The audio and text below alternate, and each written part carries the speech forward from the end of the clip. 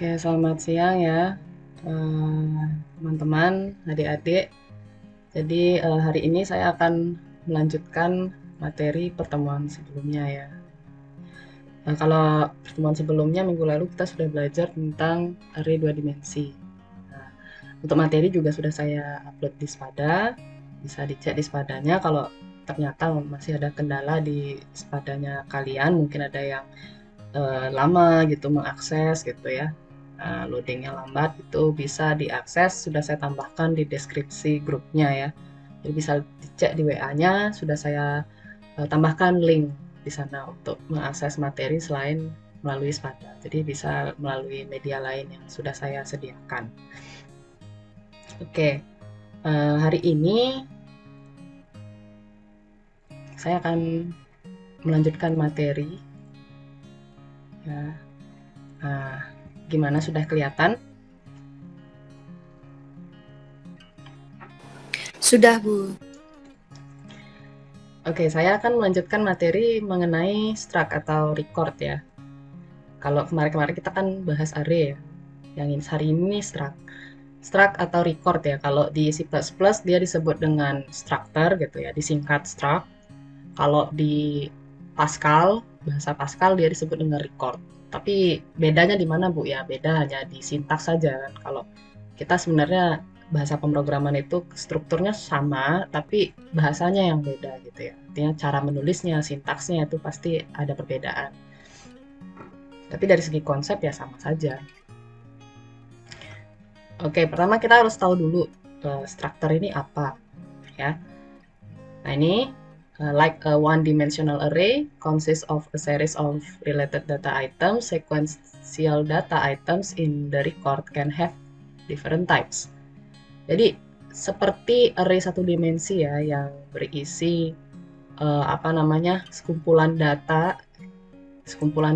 Nah, hanya saja yang membedakan dia structure sama array ini apa gitu ya. Kalau array itu kan fungsinya sebagai variabel yang menyimpan banyak data dengan tipe data yang sama, itu syaratnya.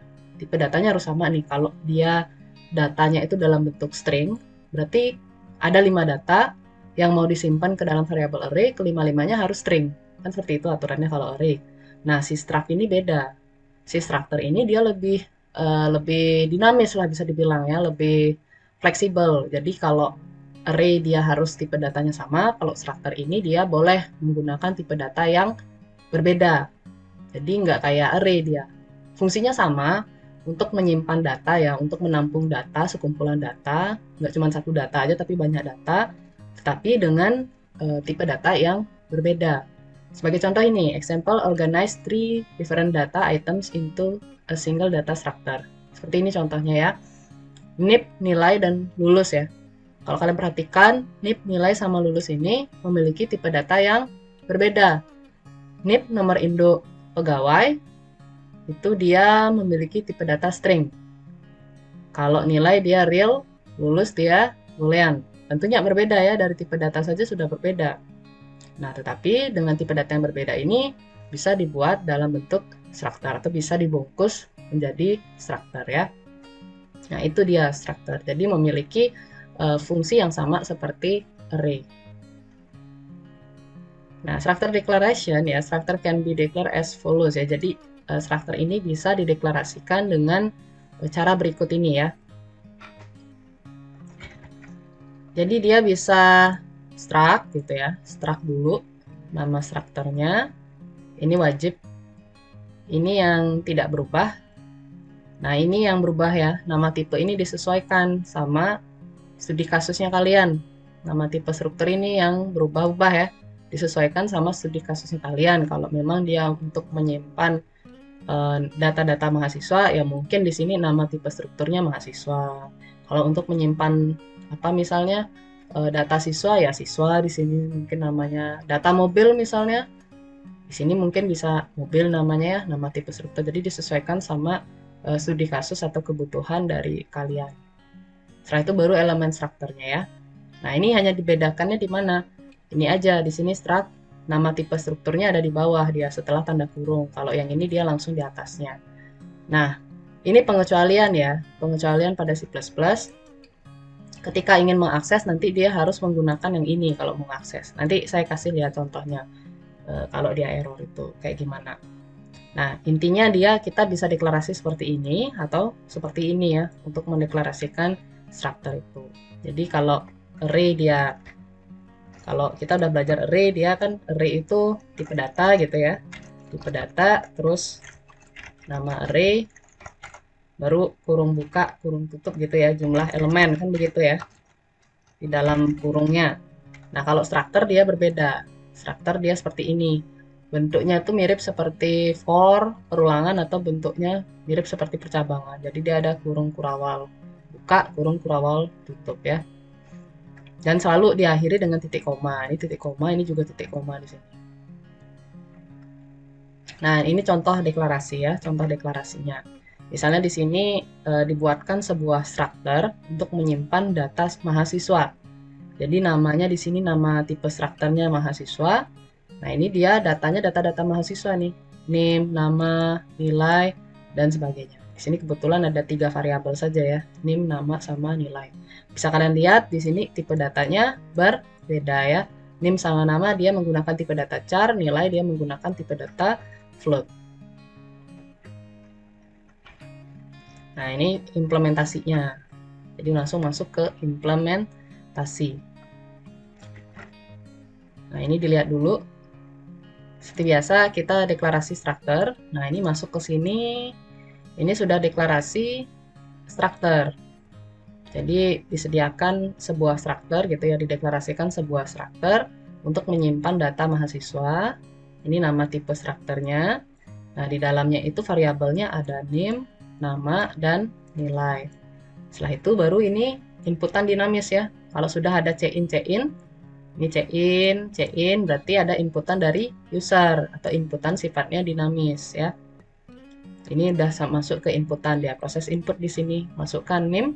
Nah, untuk memanggilnya, kalau biasanya kita kan langsung name gitu ya di sini karena pakai structure, kita panggil dulu nama strukturnya, titik ya, dihubungkan dengan tanda titik di sini, baru nama variabelnya. Kalau kemarin-kemarin pakai array kan tinggal panggil nama variabel aja di sini name gitu ya.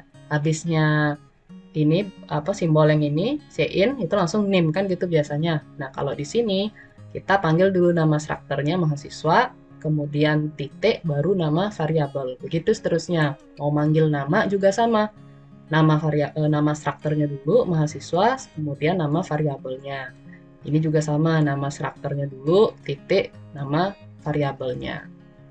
Nah, begitu seterusnya sesuai sama ini. Berapa variabel yang kalian masukkan ke sini. Di sini dia panggil dia di sini. Nanti pas output juga sama ya. Waktu outputnya juga sama. Mau nampilin ya. Kan mau nampilin nih hasil dari inputan. Jadi ya sama juga. Nama strukturnya, titik, nama variabel dipisah dengan titik. Ini wajib ya ada titik ya. Ini titik ya bukan koma. Jadi jangan keliru. Ini adalah tanda titik, simbol titik. Kemudian ada nama struktur lagi, titik, nama variabel, kemudian nama struktur, titik, nama variabel.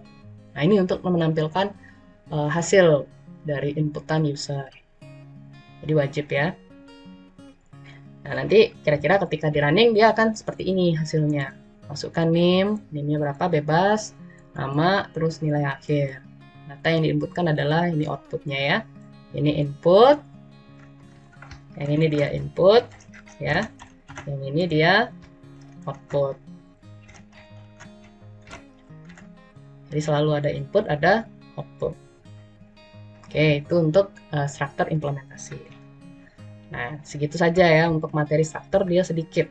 Sisanya itu saya lebih banyak bahasnya di modulnya. Modul juga sudah saya berikan di Spada, bisa dicek ya. Saya buka dulu ininya deh. Modulnya.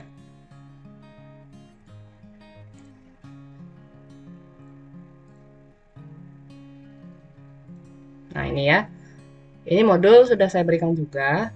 Bisa kalian praktek juga sekalian di rumah sekarang. Nah, di sini juga saya berikan pengantar ya. Biar lebih memperjelas gitu ya, biar kalian banyak bacanya juga.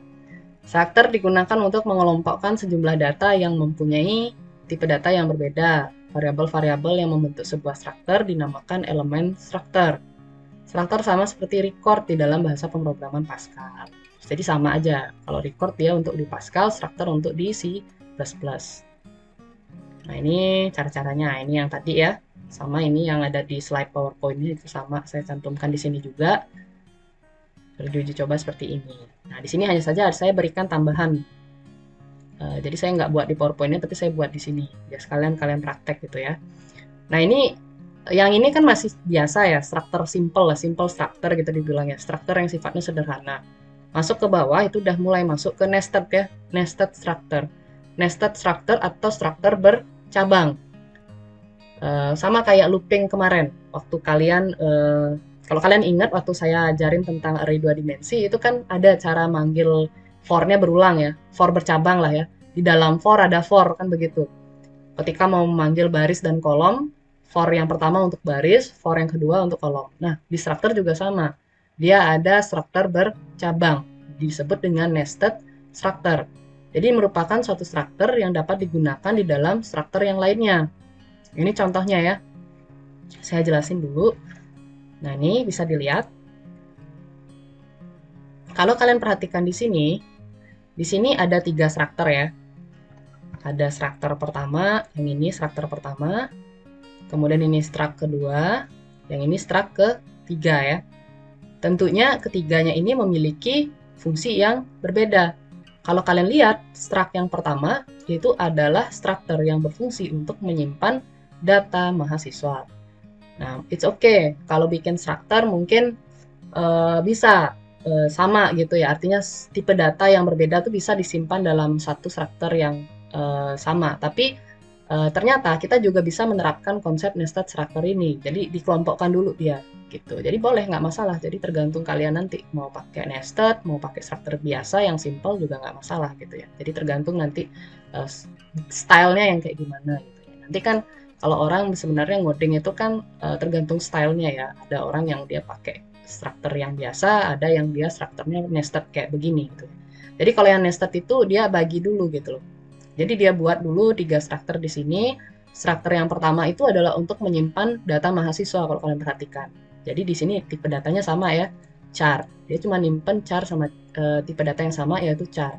NIM sama nama ya.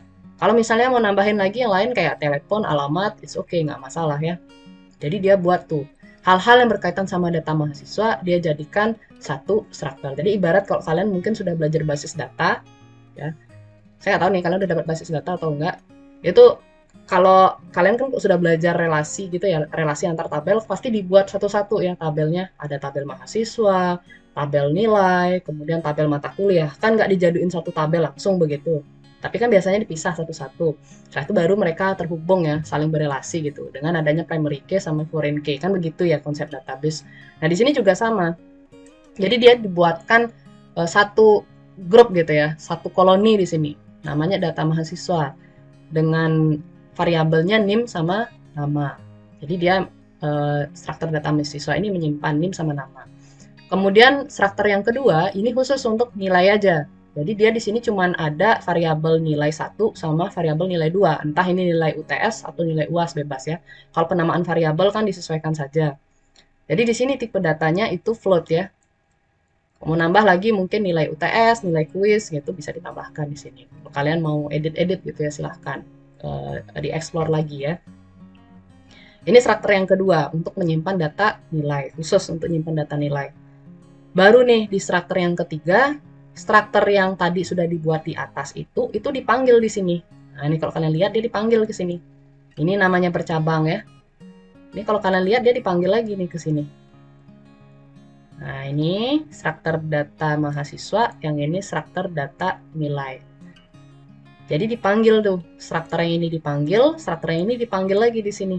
Ditulis lagi gitu loh, diketik lagi di sini, terus dikasih lagi nama struktur yang baru.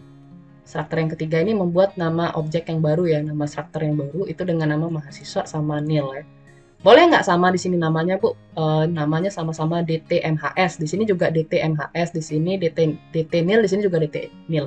Nggak boleh ya, error nanti.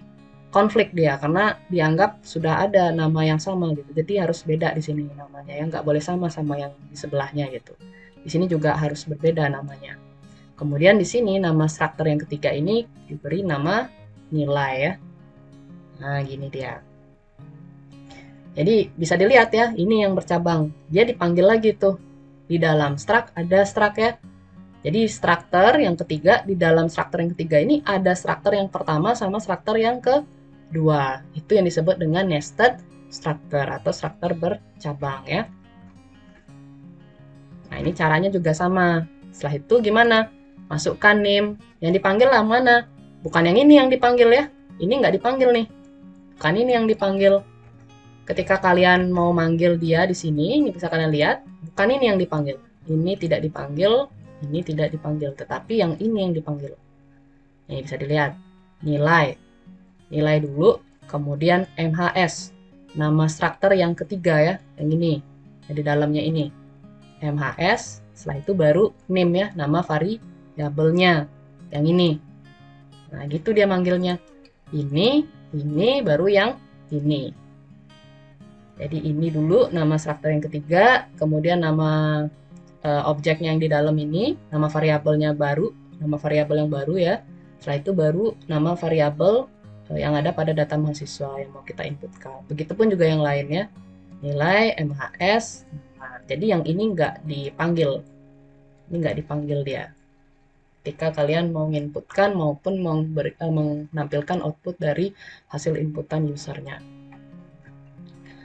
Nah, ini juga sama. Tuh, ketika nampilin juga sama. Nah, ini saya coba dulu ketik ya. Waktu ini saya nemu error. Jadi ada pengecualian di penggunaan ini ya, di pendeklarasiannya. Saya coba dulu. Saya giniin aja. Nah.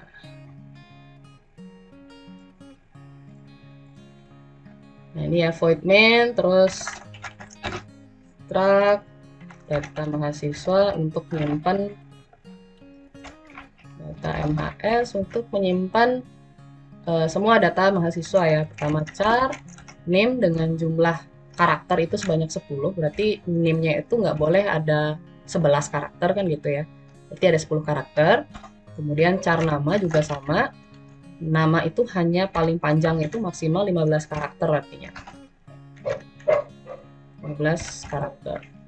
Oke, selanjutnya struct data nilai ya.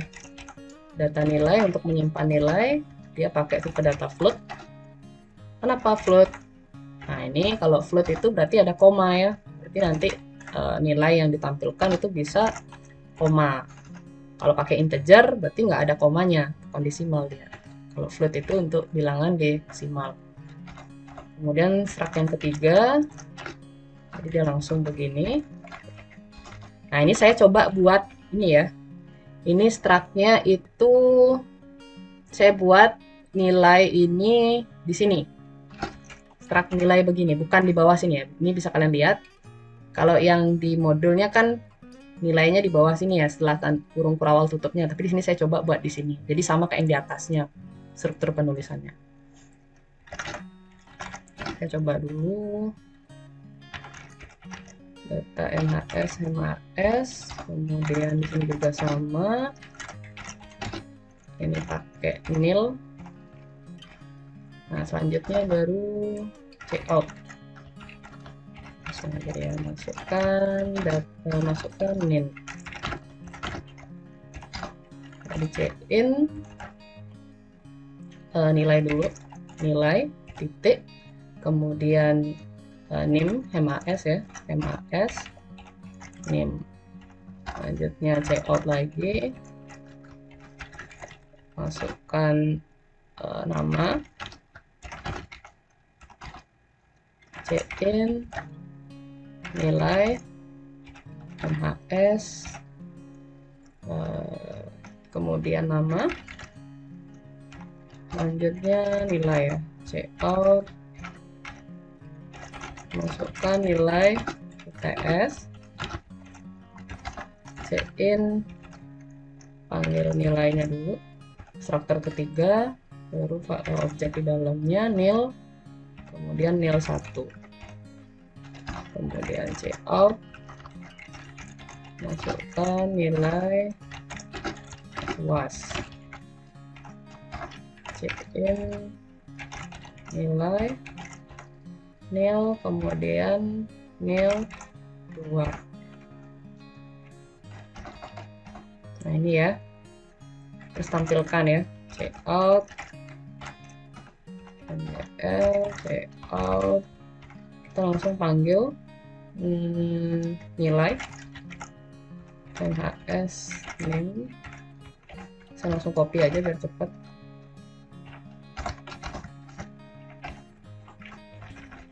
Nah ini jeleknya dia nggak mau rapi langsung ya. Ini nama, kemudian yang ini nil 1, bawahnya juga sama nil 2. Jangan lupa gets ya, kalau nggak pakai gets nanti ketika kalian running langsung hilang dia tulisannya gitu. Saya coba dulu, kalau dari ini sih nggak ada yang error sih harusnya. Nah, ini, nah make valid ya. Oke, developer. Nah ini studio, coba include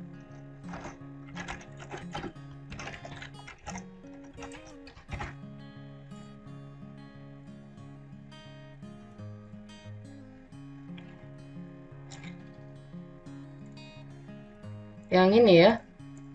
Jadi I-nya salah ngetik, Bu. I-nya salah, Bu. Dimasukkan nilai. Di cout masukkan nilai. Oh ya, coutnya ini ya. Masukkan nilai UAS, Bu. UAS.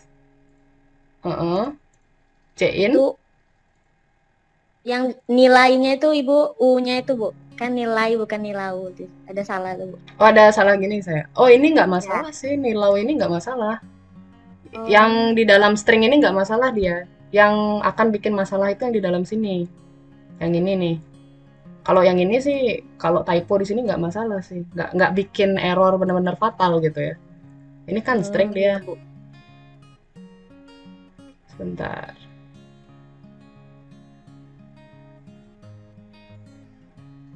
Nah, ini kan nggak ada gini ya. Nggak ada. Bu, izin bertanya tadi. Sinyal saya jelek kan, macam-macam nggak jelas saya dengernya.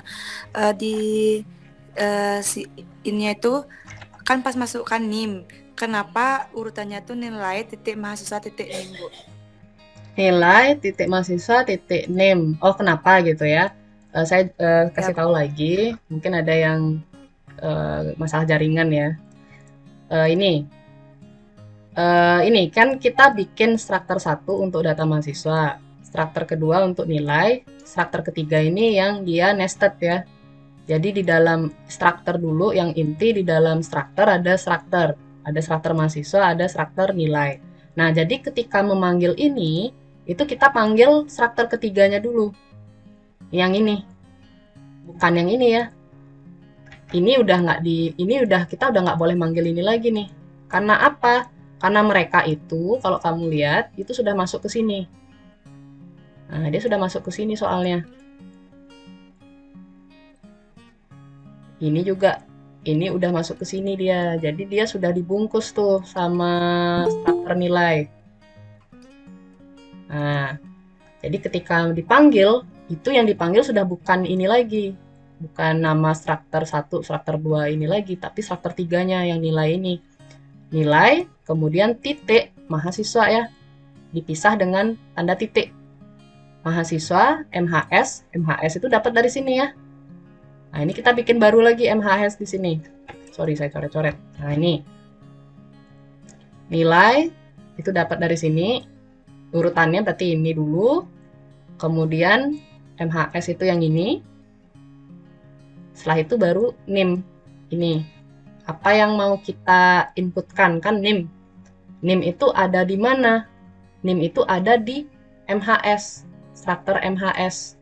MHS itu ada di mana? Ada di nilai. Jadi kayak folder gitu loh. Kalau kamu bayangin dia itu mirip implementasinya seperti folder, di dalam folder ada folder lagi kayak gitu. Jadi ada folder nilai gitu ya. Jadi kalau dibuat itu kayak gini, ada folder nilai, kemudian di dalam folder nilai itu ada folder MHS. Kamu buka folder MHS-nya, di dalam folder MHS itu ada file name gitu ya. Name gitu. Ada file name, terus ada file nama. Jadi macam-macam filenya kayak gitu. Ini file di sini. Ini file, ini folder, ini folder. Bisa dipahami? Bisa, Bu. Terima kasih. Oke. Nah, tadi kan error ya. Kalau saya giniin udah nggak ada gini sih. Kalau di sini typo di sini itu nggak masalah sih. Kalau typo di sini ini tidak akan memberikan error. Kenapa? Karena dia string di sini ya. Yang akan memberikan error itu ketika kalian ada typo di cin. Di cin-nya ini typo. Di sini juga typo gitu ya. Nah, itu pasti akan ada error gitu. Nah, ini dia kan nggak mau jalan. Coba ya. Ini kan ada error dia. Errornya banyak nih. Dibilang ilegal gini ya. Ilegalnya ternyata dinilai ini. Kalau kalian lihat tuh errornya. Dibilang katanya nih improper use of type def nilai. Nah, ini dibilang sama dia. Kenapa tuh di bagian nilai yang error? Padahal kan sudah benar ya dari segi penulisan. Sekarang coba. Oh ya, kurang titik koma ya. Nih, saya coba isiin titik koma dulu. Ini kurang titik koma dia. Selalu ya habis ketika mendeklarasikan itu selalu diakhiri titik koma. Nah, ini kurang titik koma aja error. Kita coba lagi, kira-kira ada error lagi nggak? Ternyata masih ada error. Tuh, dibilang improper use of type def nilai. Yang nilai ini dibilang bermasalah sama dia. Kenapa? Nih, saya kasih pembanding ya. Di sini kan struct nilainya di bawah. Sekarang saya coba hilangkan ini, kemudian saya buat dia di bawah sini. Nilai. Jadi ketika saya jalankan, dia nggak ada error ternyata. Jadi untuk di C++ ada pengecualian ya. Ada pengecualian yaitu ketika kalian ingin membuat struct yang akan dipanggil gitu ya. Kalau kayak gini kan nggak masalah. Ini kan nggak dipanggil. Seperti yang saya bilang tadi, ini nggak dipanggil kan. Ini nggak dipanggil. Tapi ini yang akan dipanggil itu ternyata dia harus dibuatnya itu setelah tanda kurung kurawal tutup. Jadi nggak boleh tuh kalian buatnya di sini nilai. Terus di sini kalian panggil dia gitu. Nah, di sini kan mau dipanggil nih nilai ini. Nilai ini mau dipanggil di sini. Itu dia akan error kayak tadi. Saya coba lagi sekali. Tuh, error dia. Improper type def katanya. Improper use of type def nilai. Di bagian nilainya itu yang bermasalah katanya dia gitu. C++-nya. Nolak. Mungkin di beberapa text editor nggak error. Tapi kalau pakai Borland dia error. Jadi cara mengatasinya atau solusinya itu adalah membuat nilainya ini ya. Sebentar, aku nggak mau zoom dia. Nah, sudah. Jadi caranya itu adalah nilainya ini untuk struct yang akan kita panggil. Ini kan dipanggil nih. Untuk struct yang akan kita panggil, kita buat dia setelah tanda kurung kurawal tutup. Ini dihilangin. Yang di atasnya gimana, Bu? Nggak masalah. Ini kan nggak dipanggil soalnya. DT-nil sama DTMHS ini kita nggak ada manggil mereka loh di sini. Tuh, kita udah nggak ada manggil mereka. Jadi khusus untuk struktur yang dipanggil, yang akan kita panggil di sini, di cin ini, dia harus dibuat di bawah sini. Jadi ini kalau dijalankan, dia nggak akan ada error. Tuh, jadi langsung ya. Misalnya nama saya 90. Nah, udah ya. Jadi langsung. Jadi ini nggak masalah nih. Ini kan ada typo nilau gitu ya. Jadi tetap jalan dia. Ini cuma typo aja. Jadi yang string itu nggak akan memberikan error yang fatal. Tapi yang akan memberikan error yang fatal itu ketika kalian ada salah tulis di sini, salah tulis di sini, salah ketik di sini gitu ya. Salah ketik di sini juga atau kurang header di atasnya. Nah, ini yang fatal nanti. Kurang aja header di sini, dia fatal. masalahnya ya. Biasanya kalau ada error pasti dikasih tahu errornya di bagian mana gitu. Kayak tadi kan dibilang di bagian nilai ini. Nah, ternyata si nilai ini harus dibuat di setelah tanda kurung kurawal ini, nggak boleh di sini dia. Tapi pengecualian untuk yang ini sama yang ini dia boleh karena nggak akan kita panggil. Kalau yang dipanggil dia harus setelah kurung kurawalnya buatnya gitu. Nah, itu kira-kira ya. Itu pembandingnya tadi.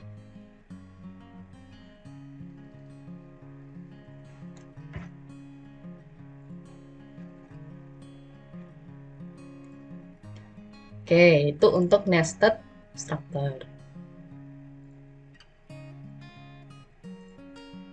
Nah, itu untuk nested structure ya. Nanti bisa dicoba.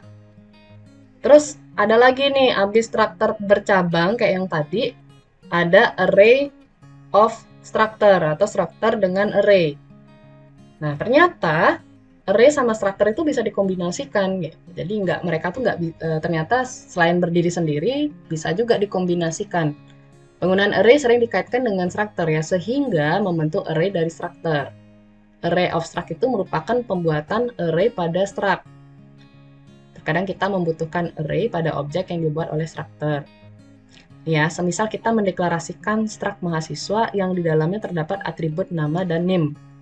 Struct mahasiswa akan kita buat objek yang nantinya akan menyimpan data dari banyak mahasiswa. Mahasiswa kan nggak cuma 2 orang aja. Contoh kayak di Primakara banyak mahasiswanya ya, bisa 100-an. Misal Prodi SI bisa 100 mahasiswa atau 200 mahasiswa. Satu kelas itu bisa 30 orang ya. Jadi kan nggak bisa kalau kita menyimpan data mahasiswa itu cuma 2, cuma 3 itu kan tidak mungkin ya, mustahil ya. Nah, di sini misalnya, katakanlah struct mahasiswa akan kita gunakan untuk menyimpan data dari 3 mahasiswa. Jika kita menggunakan pendeklarasian tanpa array, maka akan seperti ini. Jadi ini mau nyimpen 3 data mahasiswa gitu. Kalau ini kan cuma 1 aja ya.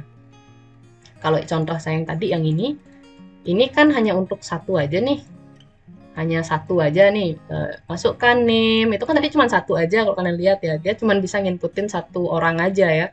Tapi gimana kalau mau 3 orang? Nah, cara buatnya dia seperti ini. Jadi, struct mahasiswa, misalnya mahasiswa 1, MHS 1, MHS 2, MHS 3 gitu. Nah, ini bisa seperti ini pendeklarasiannya. Jadi, kita harus mendeklarasikan objek-objek tersebut satu persatu ya. MHS 1, MHS 2, MHS 3. Jadi, kalau kayak kasus yang tadi, di contoh yang tadi berarti nilai 1 gitu ya. Kalau mahasiswanya ada 3 ya, nilai 2, kemudian nilai 3. Kayak gini nih, kalau ternyata ada 3 mahasiswa. Nah, gimana kalau kasusnya itu ada 100 mahasiswa?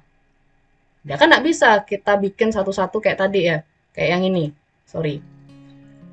Mau 100, masa mau bikin satu-satu kayak gini, nilai 3, nilai 4, nilai 5, nilai 6, kan nggak mungkin ya, sampai 100 gitu, dan seterusnya sampai 100, sampai nilai 100 gitu, bikin variabel kan nggak mungkin. Jadi kita bisa gunakan array di sini. Nah, caranya gimana? Ya begini dia pendeklarasiannya. Struct mahasiswa, terus nama gininya, variabelnya, misalnya untuk menyimpan nama sama NIM, baru mahasiswa objek 3 ya. Jadi cuman ada penambahan gini aja di sini. Kurung buka, kurung tutup, kurung siku buka, kurung siku tutup. Ini misalnya. Jadi kalau misalnya mau nyimpen 100 nilai, berarti kita kasih kurung buka, kurung tutup, kemudian kita kasih angka 100 di dalamnya. Jadi mirip kayak array. Nah, pokoknya array itu ciri khasnya kayak gini dia. Ada kurung siku buka, kurung siku tutup, di dalamnya ada angka berapa gitu. Berarti segitu jumlah datanya yang nanti bisa disimpan kayak gitu. Itu ciri khas dari array. Nah, ini dia jumlah indeks ya. Begini strukturnya. Nah, ini contohnya, contoh soalnya atau contoh latihannya ya. Misalnya ingin menyimpan data mahasiswa sebanyak 5 orang. Jadi tetap ada for di sini ya. Harus ada for nih. Kalau kalian lihat nih nggak jauh-jauh dari for. Kenapa? Ya karena kalian kan akan memasukkan NIM itu sebanyak 5 misalnya. Tuh. Setelah itu nampilin juga pakai for. Kalau nggak pakai for gimana Bu? It's okay, nggak masalah. Berarti kamu nyetak satu-satu nanti gitu loh. Dengan dengan bentuk yang sama kayak gini, kamu bikin satu-satu, kan habis waktunya. Lebih baik kayak pakai for ya. Jadi kalau pakai for 100 pun nggak masalah, kamu tinggal edit-edit di bagian sininya. Tuh, jadi pakai for dia untuk menginputkan sama menampilkan. Sama kayak array kemarin kan, untuk menampilkan dia pakai for, ketika menginputkan ke dalam array-nya, variabel array-nya juga pakai for. Jadi ketika diuji coba dia akan seperti ini. Nah, ini kebetulan menginputkan 2 buah data ya. Data pertama, ini data kedua. Terus nanti ini outputnya ya. Ini inputnya. Ada 2 data saja di sini contohnya. Kalau mau banyak gimana, Bu? Nah, di sini kamu set aja berapa. Misalnya 200 mahasiswa, berarti nanti dia berulang sebanyak 200 ini di sini. Gitu. Nah, ini untuk yang apa namanya, yang array ya. Tinggal nambahin ini aja di sini. Nih, tinggal nambahin di sini aja. Kurung buka, kurung tutup, berapa banyak datanya? 5. Berarti data berarti 5 nanti inputnya di sini. Nah, di sini saya buat 5, tapi kenapa bisa muncul 2? Tergantung di sini juga di for-nya kalian. Di sini saya bikinnya cuma i kurang dari 2. Berarti data yang tampil itu kan sebanyak 2 kali aja gitu. Berarti indeks ke 0 sama data indeks ke 0 sama data indeks ke 1 aja yang tampil. Nggak masalah. Kamu set berapa di sini 100, tapi kamu tampilin di sini cuma 5, kurang dari 5, ya berarti cuma 5 data aja yang muncul.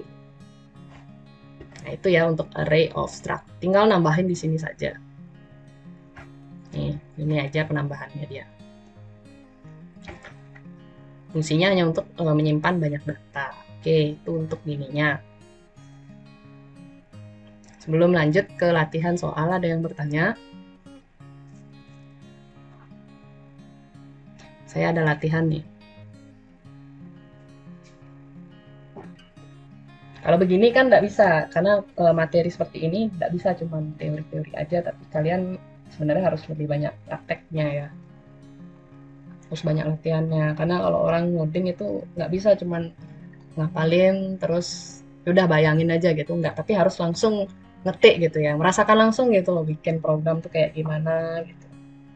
Baru deh tahu alurnya gimana gitu.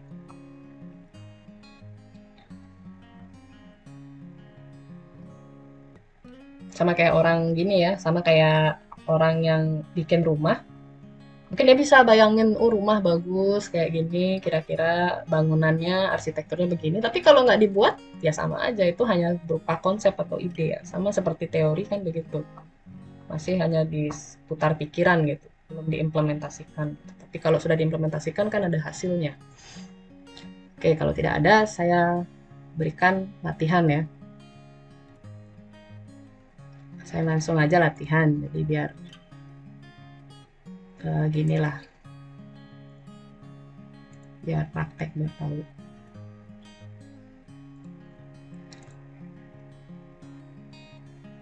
Nah, ini ada 5 soal ya. Nanti saya kirim juga di gini, saya kasih linknya nanti untuk downloadnya di mana. Ada 5 soal di sini. Soal latihan, yang pertama, buatlah program dengan menggunakan struct sehingga menghasilkan output sebagai berikut. Nah, ini masih gampang ya. Masih simple ini, simple struct. Nomor 2 juga sama. Buatlah program dengan menggunakan struct sehingga menghasilkan output sebagai berikut. Makin nih, nomor 1, nomor 2, nomor 3 mulai. Sedikit tertantang ya. Udah pakai array dia, array of struct. Nomor 3. Nomor 4 ini, ubahlah soal latihan 5 array 2 dimensi dengan menggunakan struct sehingga hasilnya sebagai berikut. Nah, yang array 2 dimensi, yang sebelumnya saya kan sudah pernah kasih soal ini, yang di materi pertemuan minggu lalu ya, di latihannya yang ini. Sebentar, saya buka dulu biar kalian ingat. STA, itu minggu ketiga ya. SC latihan 2, itu soal nomor 5, yang ini. Nah, yang ini ya, source code-nya juga sudah saya berikan dan sudah saya bahas juga di pertemuan minggu lalu. Ini kan masih pakai array 2 dimensi ya, kalau kalian lihat ya. Nih, masih pakai array 2 dimensi. Source code-nya sudah saya kasih juga, itu bisa kalian utak-atik. Saya sudah kasih di Spada sama di Padlet, itu bisa download. Ini silahkan dimodif gitu maksud saya. Maksud ibu itu ini dimodif, jadikan dia bentuk struct gitu ya. Itu untuk soal nomor 4. Jadikan dia dalam bentuk struct itu gimana? Untuk bentuk struct gimana, itu untuk soal nomor 4. Jadi nanti tampilannya juga sama seperti ini, hanya saja kalian buatnya pakai struct. Kalau yang minggu lalu kan pakai array 2 dimensi. Kalau sekarang pakai struct-nya gimana jadinya, codingannya itu kayak gimana. Soal nomor 5, buatlah program untuk menghitung nilai hasil dari nilai UTS, UAS, dan menampilkan nilai huruf yang akan didapat. Jadi nanti masukkan banyak data yang diinginkan untuk menentukan banyak data yang akan diproses. Nah, ini berarti inputan gini ya, inputan dinamis maksudnya di sini. Inputan dinamis atau inputan dari user gitu ya. Atau di input dari usernya. Itu dia. Terus baru ada nilai hasil, nilai UAS kali 40% tambah nilai UTS kali 60%. Ini ketentuannya. Kalau dia dapat, kalau nilainya dia, nilai hasilnya dia itu lebih dari sama dengan 80, maka nilai huruf yang diperoleh yaitu dia dapat A gitu ya. Grade-nya dapat A. Kalau dia nilai hasilnya lebih dari sama dengan 70, maka nilai hurufnya dia B, dapat B dia mahasiswanya. Kalau lebih dari sama dengan 56, dapat C dia.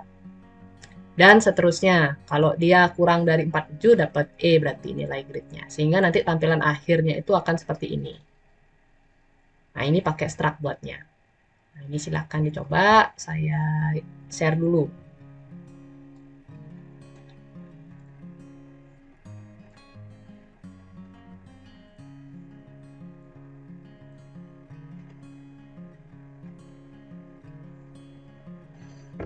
Oke, coba Ibu lihat gininya, codingannya.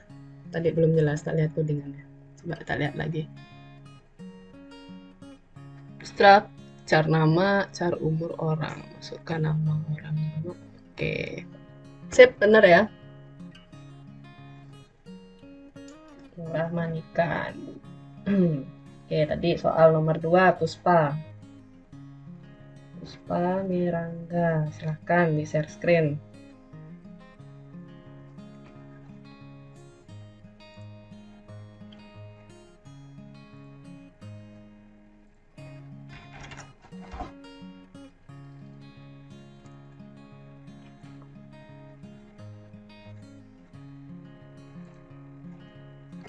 Oke, Puspa silahkan di share screen nomor 2 ya. Nggak mau gabung ya Bu di load laptopnya. Kalau kirim lewat WA boleh nggak Bu? Coba di load lagi biar bisa diginiin. Ulang lagi coba. Ya.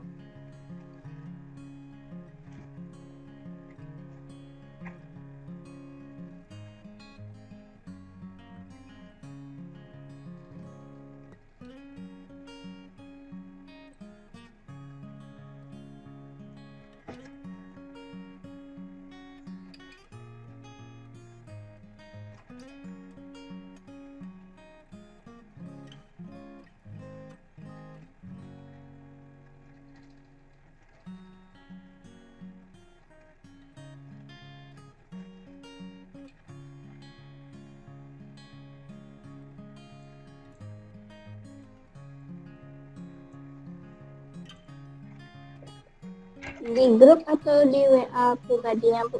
Di grup aja. Di grup aja kirimnya. Halo. Ya. Di WA grup atau di WA-nya? Di WA grup. Di WA grup gininya. Apa namanya? Dikirimkan.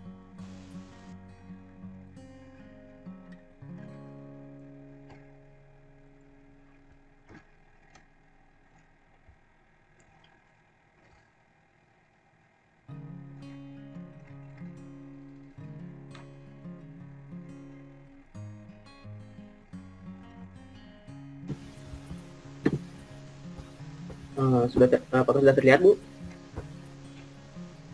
Sudah ya, sudah terlihat. Nah, jadi saya sudah merubah-rubah seperti instruksi dari Ibu. Jadi di sini sudah saya kasih struct, kemudian namanya saya masukkan di dalam ini, struct-nya juga nilainya. Kemudian saya kasih nama struct itu MVS. Jadi ada beberapa yang saya ubah di sini juga, di sininya jadi mahasiswa nama, titik nama, kemudian MHS titik nilai, dan juga ke bawahnya juga sama ke bawah. Jadi untuk hasilnya sudah bisa seperti biasa sih Bu, sudah bisa di running seperti program sebelumnya juga, nggak jauh beda lah untuk di runningnya, cuma jadi di sini perbedaannya di struct aja ya, di programnya, di codingannya. Jadi kalau misalnya kita running dan kita masukkan 2, kemudian nama mahasiswa misalkan ini ya, kemudian nilainya itu 190, kemudian mahasiswa kedua misalkan namanya Fajar, nilainya itu 80. Jadi sudah ya. Oke. Tinggal ngerubah aja itu ya, seperti yang bilang tadi, dimodif. Kan kalau yang minggu lalu pakai array 2 dimensi, sekarang pakai struct ya. Gus Indi namanya ya, bener ya? Indiata ya? Iya Bu. Indiata. Oke. Nice. Terima kasih Bu. Ya, sama-sama. Lagi 2 soal. Kasih waktu, silahkan dijawab.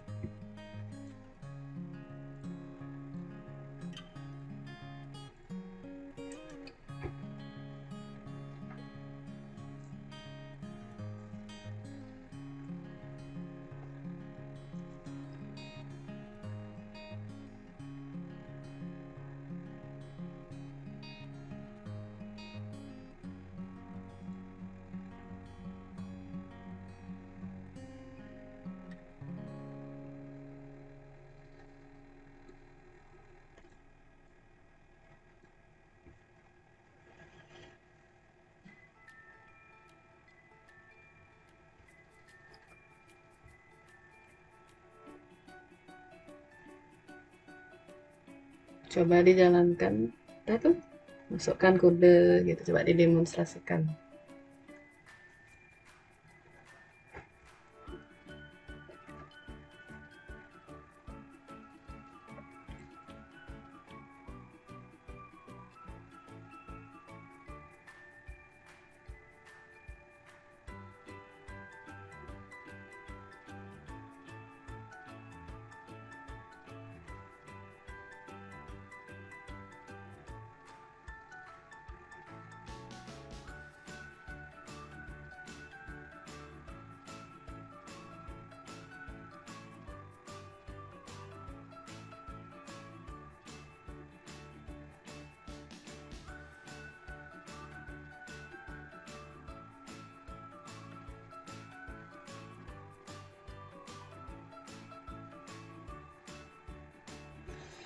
Ya sudah ya, sudah itu ya. Coba ke atas, mau lihat deklarasi struct-nya. Nah, itu dia struct dengan nama struct-nya data, di dalamnya ada jumlah, kode, nama, tahun, pengarang sama harga ya. Nah, ini masukan buat Gus ya, buat Gus Bram. Untuk harga itu biasanya pakai float. Kalau nggak float pakai integer biasanya ya. Soalnya apa namanya, dia kan berupa angka dan sebenarnya bisa dikalkulasi kan begitu aturannya tipe datanya itu. Jadi sebenarnya di sini nggak masalah kalau harga tuh kamu ganti jadi float, itu nggak masalah ya. Kalau tipe datanya harusnya float sebenarnya. Kalau pakai char kan nggak cocok ya, karena kan kita kadang nominal itu kan bisa ditambah, bisa dikurang untuk mencari. Misalnya kalau contoh kasusnya, misalnya kita mau bayar di kasir dengan uang yang lebih, kan ada kembalian, berarti kan ada proses pengurangan di sana. Makanya harus pakai tipe data yang cocok sama dia gitu ya. Jadi tipe data yang cocok itu ya tipe data float atau integer lah. Tipe data numerik ya. Kalau char itu kan tipe data string ya. Itu aja ya masukannya. Jadi diganti aja itu. Yang variabel harga itu jangan pakai tipe data char, tapi pakai tipe data float. Oke. Sip. Sudah. Tadi kayaknya ada yang mau gini.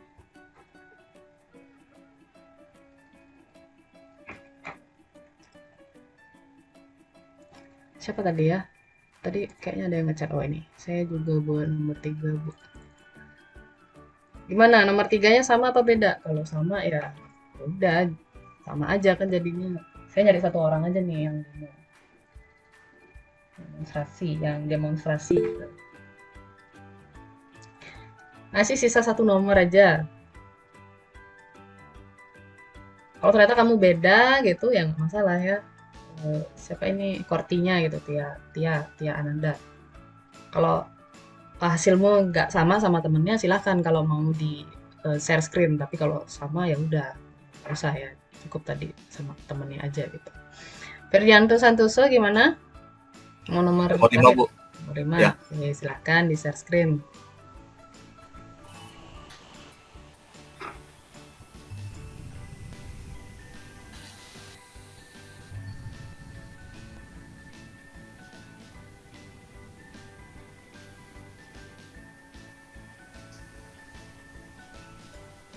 Lihat, Bu. Oke, kelihatan.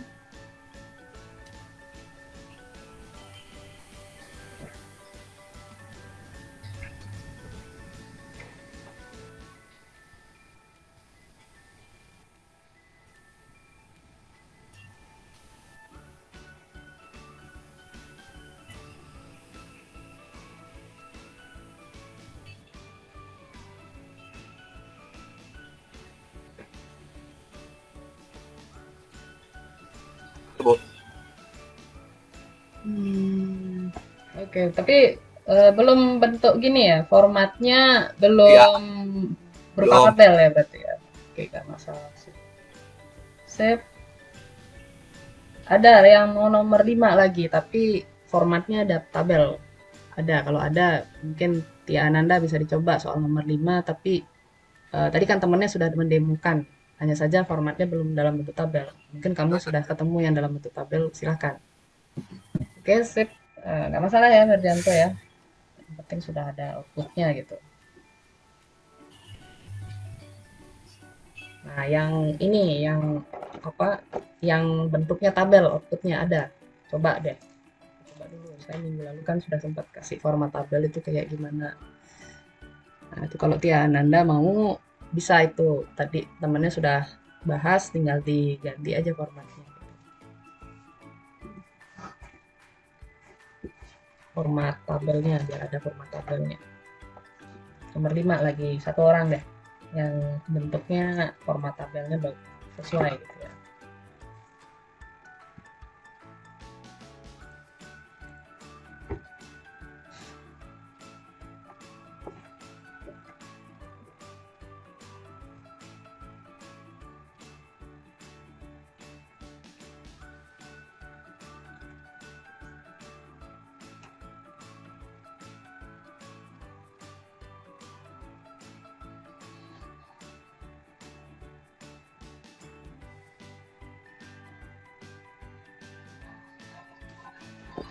Mohon maaf Bu, gimana tadi Bu? Soalnya putus-putus Bu suaranya Bu, hujan deras, jaringannya jelek.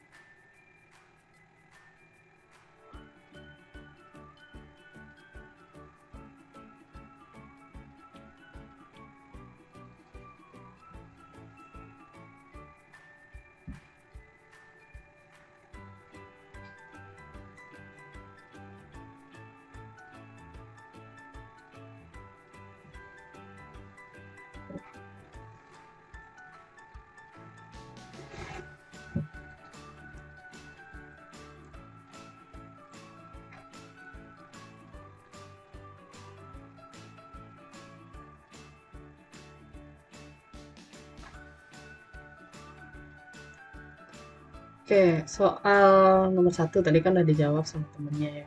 Masih gampang sih ini. Masih simple lah. Tinggal kalian buat struct, terus nama structnya bebas, bisa pakai nama apapun itu. Kemudian tinggal dibuat ya variabelnya gitu.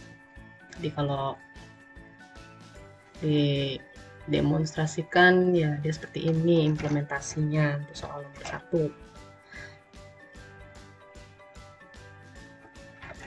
Struct gitu ya. Struct, kemudian menyimpan nama sama umur tadi ya. Char nama orang kan mungkin panjang, saya kasih 40 lah ya. 40, kita tahu panjang gitu namanya.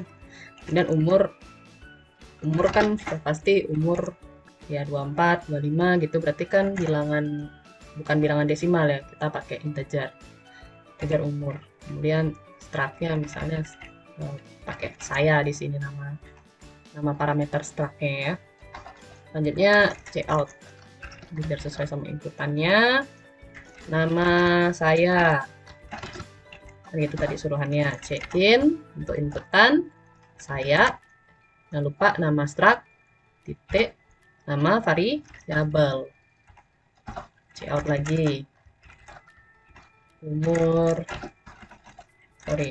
saya.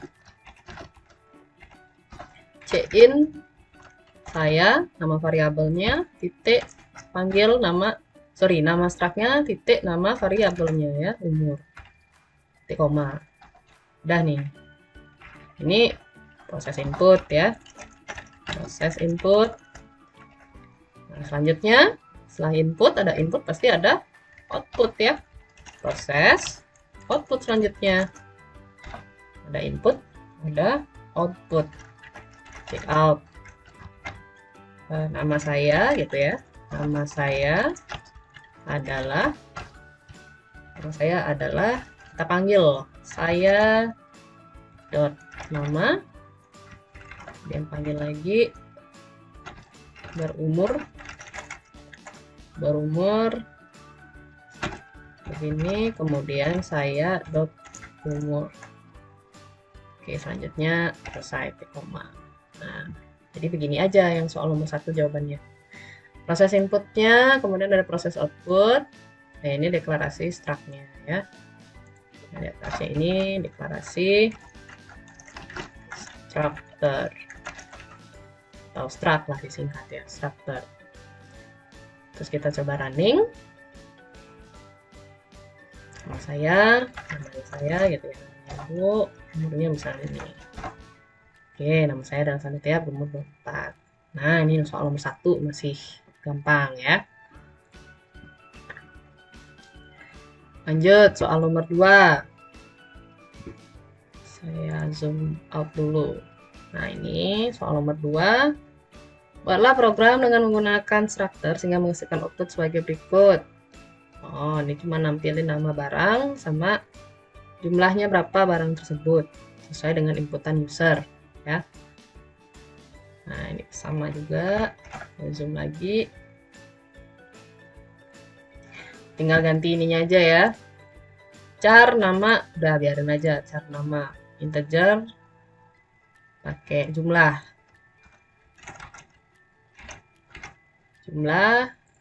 Kemudian di sini barang ya. Nah, proses input nama barang begitu. Nama barang, panggil nama strukturnya yang sekarang jadi barang dot nama, kemudian jumlah barang ya. Jumlah barangnya. Ini ganti juga. Ganti dia barang, kemudian di sininya variabel, panggil variabel jumlah. Maka outputnya adalah, nah ini langsung dia output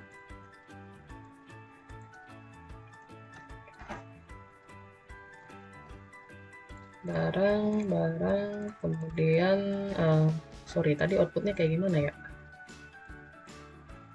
saya kelupaan. Oh, ada garis begitu ya, output titik 2 tes 20. Berarti kita tambahkan di sini checkout ya, Cout. Kasih begini. Cout, kemudian cout. Setelah itu cout lagi. Nggak usah pakai spasi. Ini nggak pakai ini juga nggak masalah sih. Ini biar ada spasi aja sebenarnya. Atau pakai NDL udah juga. NDL. Nah inilah baru lanjut panggil di sini ya. Tampilkan dia checkout output gitu ya. Output. Di sini kita panggil barang nama. Barang dot nama kemudian sama dengan begitu. Kemudian kita ganti jadi sama dengan. Baru di sini barang dot jumlah ya. Nah, kita coba jalankan. Nah, barang misalnya Pepsodent itu merek ya. Sorry, pasta gigi yang benar. Kebiasaan ya. Atau apa ya, minuman gitu lah. Ini. Jumlah barang misalnya 20. Output minuman sama dengan 20. Nah, ini soal nomor 2 masih gampang juga, sama kayak soal nomor 1.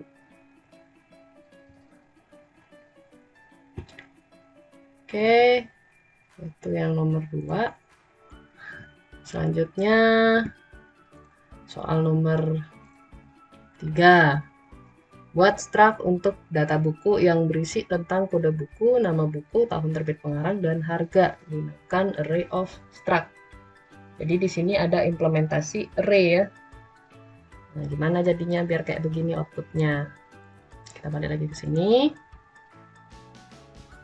Nah, seperti biasa, deklarasi dulu strukturnya. Pertama ada kode ya tadi ya, kode buku. Kode buku di sini saya kasih 30. Kemudian char nama bukunya. Nama buku 50. Saya kasih panjang karakternya. Char tahun itu saya kasih 10. Kemudian float harga. Float harga integer jumlah. Dibiarkan. Kemudian di sini berubah nama struknya udah bukan barang lagi, kita sesuaikan dia namanya buku. Saya kasih dia 100 lah ya. Jadi dia bisa nampung 100 data buku. Tapi sekarang kan tergantung saya mau nginputin berapa gitu ya. Oke, selanjutnya integer integer n. N ini untuk memasukkan banyaknya buku berapa gitu ya. Checkout, masukkan jumlah buku. Nah ini yang akan jadi batasannya nanti. Check in n ya. Setelah itu baru checkout. Biar ada enter di sini kita kasih enter. Nah, checkout. Nah di sini untuk bikin tab itu kalian bisa pakai /t ya. Ini nanti dia tab. Kalau tahu di keyboard ada tab itu ya kayak gitu dia fungsinya tab. Tab itu kayak gini, sama kayak gini. Ah, berarti mulai ngetiknya di sini nanti. Gitu. Nah, ini bisa pakai /t langsung begini. /t begini boleh. /t data buku. Gitu ya. Kemudian ndl. Selanjutnya checkout lagi. Ini pakai ada garis-garis begini kayak pembatas gitu. ndl 2 kali ndr-nya biar enternya 2 kali biar ada space dia. Nah baru masuk ke proses input di sini yang dia pakai for ya, karena pakai array biar kita nggak ngetik berulang-ulang, jadi kita pakai perulangan. Di sini kita pakai fungsi perulangan for integer i-nya kita sama dengan 1 biar nanti inputkan barang ke 1 bukan inputkan barang ke 0 ya.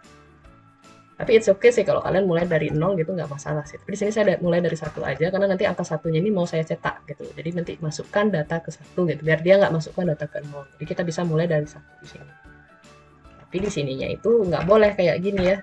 Nanti dia nggak mau, jadi harus I kurang dari sama dengan N. Karena kan harusnya dari 0 ya, karena indeks kan dimulai dari 0, harusnya kan dari 0. Ya saja di sini saya mulai dari 1, sehingga di sininya harus kurang dari sama dengan, gitu. Kurang dari sama dengan variabel N. Variabel N ini adalah variabel masukkan jumlah buku ya, jadi tergantung usernya. Kalau usernya masukin 5, nanti di sini I-nya kurang dari sama dengan 5. I++. Nah, ini struktur for-nya. Yang dapat struktur for, ini saya pindahin. Saya cut ya, saya masukin ke sini. Nah, check out. Di sini masukkan kode buku. Masukkan kode buku. Berapa kode bukunya di sini? Check in di bawahnya langsung ya. Check in buku dot kode I-nya, jangan lupa I ya. Buku I titik kode buku. Ini cara manggilnya sama, nama strukturnya, cuman dia isi I ya. Kenapa isi I? Karena di sini kan di dalam perulangan dia I. Jadi di sini variabel I. Jadi sama kayak waktu kita manggil array itu gitu. Kita waktu memasukkan data ke array juga seperti ini kan. Jadi sama dia. Kemudian habisnya kode buku, sorry, ini nggak pakai nama ya, tapi kode buku langsung. Kita kasihkan inputkan gitu ya. Inputkan kode buku. Ini saya copy aja. Di sini. Check out, inputkan kode buku. Inputkan nama buku. Di bawahnya ini juga sama, nama buku. Sorry, kok ini yang saya rubah? Ini maksud saya. Ini ya, kode ini kita ganti jadi nama buku. Kemudian lanjut lagi di bawahnya. Inputkan tahun buku gitu, atau tahun terbit. Tahun terbit. Nah, di sini kita ganti kode bukunya jadi tahun ya. Lanjut di bawahnya dia jumlah. Sorry, harga maksudnya. Masukkan harga. Sebentar, ini nggak pakai jumlah di sini. Saya kayak nggak perlu jumlah buku berapa. Cukup di sini deh. Ya.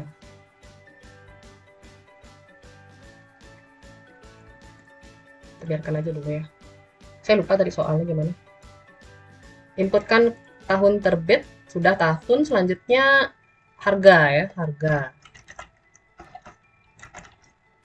Inputkan harga buku, di sini kita ganti pakai harga. Ini saya kelupaan, habisnya tahun itu ada pengarang ya. Pengarang. Pengarangnya berapa? Pengarangnya misalnya namanya 50. Lanjut, habisnya ini ya, habisnya tahun itu harusnya pengarang dulu. Nanti inputkan pengarang. Pengarang. Nah, di sini ganti jadi pengarang. Inputkan harga. Nah, ini segini aja dulu. Oke, selanjutnya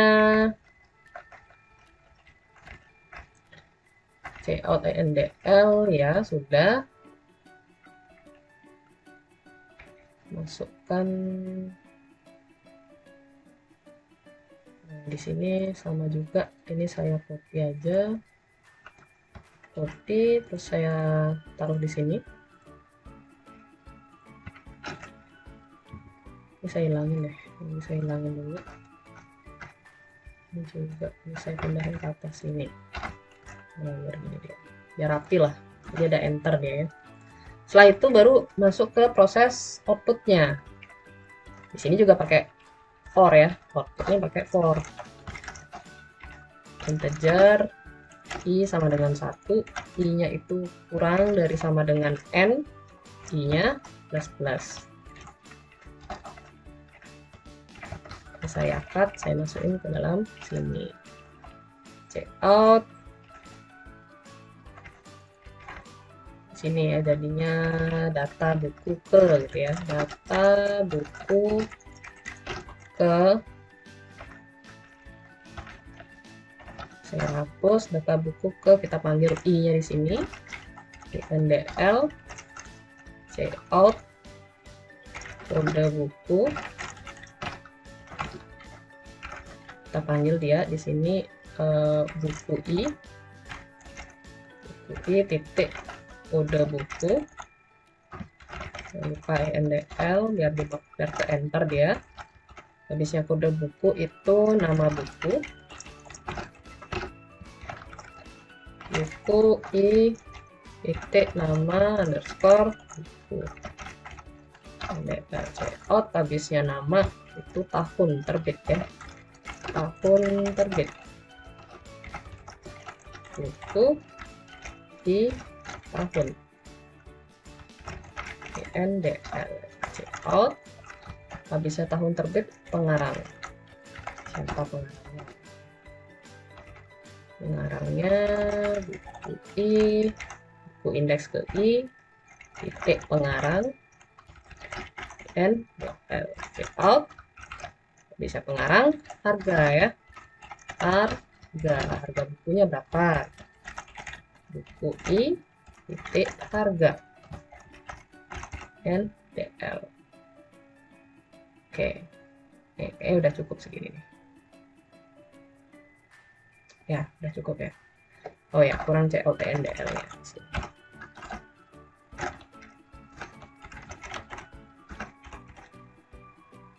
Oke, kita coba dulu.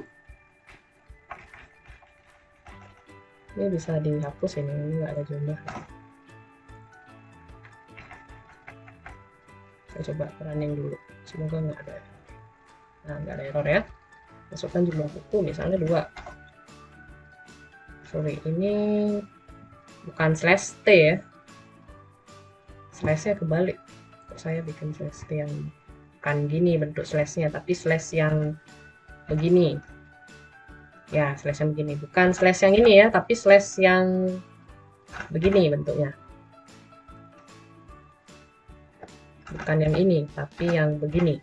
Nah, nggak mau dia soalnya kebaca. Masukkan jumlah 2. Nah, kan mau dia. Jadi dia mau ada tab di sini ya.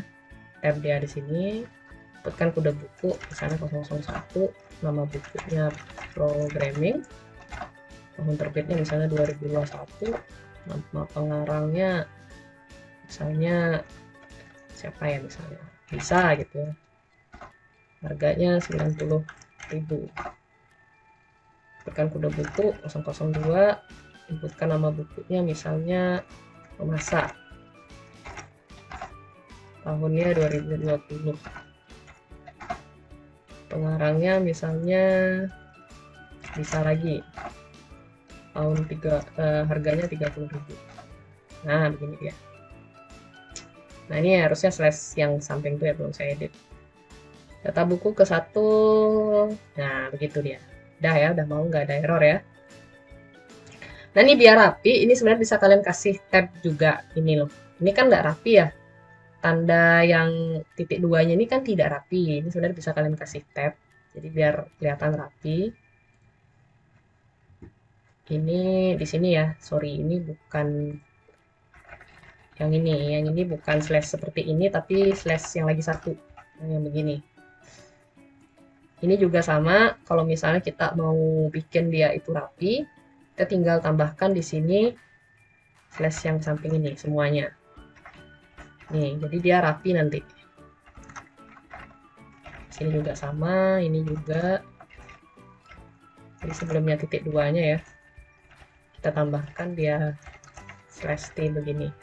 Sini juga sama, ini juga kita kasih dia slash t, slash t, slash t, ini juga slash t, slash t, slash t. Harusnya rapi. Saya kasih masukin 1 aja. Nah, kan mau rapi dia kan? Programming, tahun terbitnya 2021, pengarangnya bisa tahun 9, harganya 90.000. Nah ini belum saya kasih Celeste ya. Nah ini kan mau dia rapi nih, ini kayak saya kelewatan ini. Nah gitu, jadi ketika kalian merapikan, kalian bisa gunakan format Celeste itu, jadi sesuaikan aja. Ini terlalu jauh ini.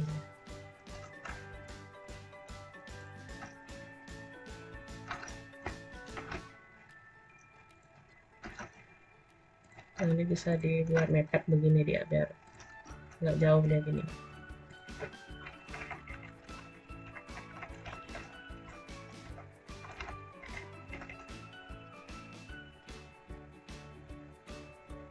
Oke, itu kira-kira yang soal nomor 3 ya, yang buku Construct of Array of Struct. Jadi ini Array of Struct ya, pengimplementasian Array of Struct. Ini array-nya dengan jumlah indeksnya sebanyak 100. Jadi bisa nginputin 100 data. Indeksnya dimulai dari indeks ke berapa? Indeks ke 0 sampai indeks ke 99. Jadi kalau ditotalin itu ada 100 data gitu maksudnya ya. Nah, ini soal nomor 3. Lanjut lagi, itu soal nomor 4. Nah, ini gampang, tinggal kalian rubah aja source code yang udah ada. Ubahlah soal latihan 5 array 2 dimensi dengan menggunakan struct hingga hasilnya sebagai berikut ya. Nah, ini kita rubah dia menggunakan struct itu. Yang awalnya array 2 dimensi kita jadikan struct. Saya buka dulu ininya, codingannya ya. Kan karena sudah ada, kayak tadi sudah saya buka sebentar. Nah, yang ini.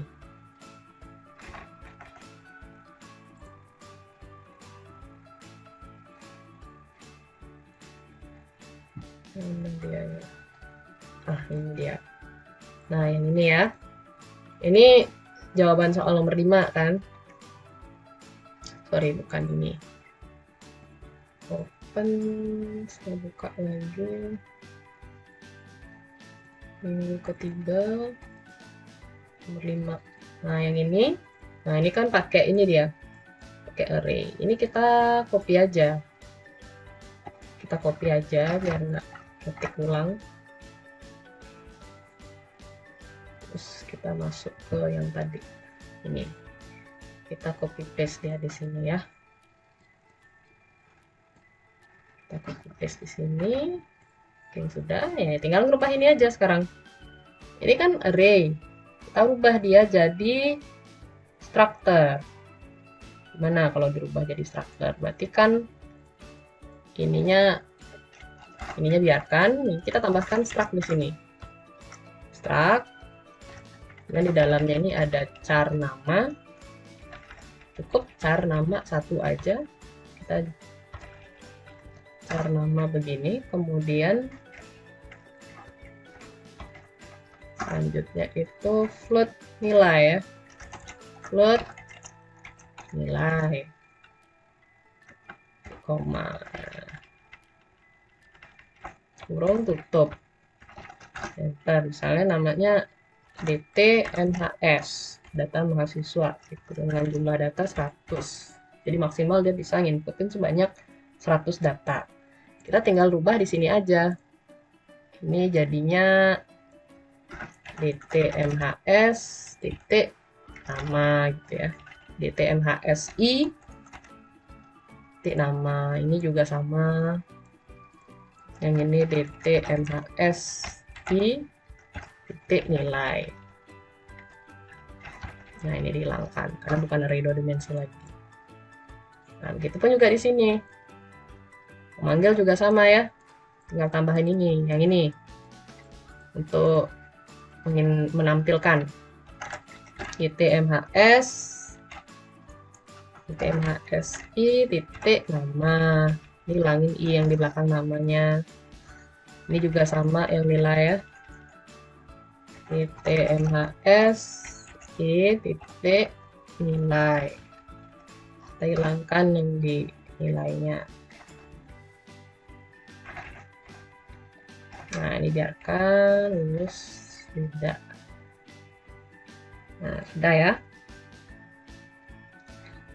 Kira-kira ini sudah, tidak ada lagi yang perlu dirubah. Itu aja yang dirubah karena pakai struct. Tinggal rubah ininya aja. Kita coba jalankan.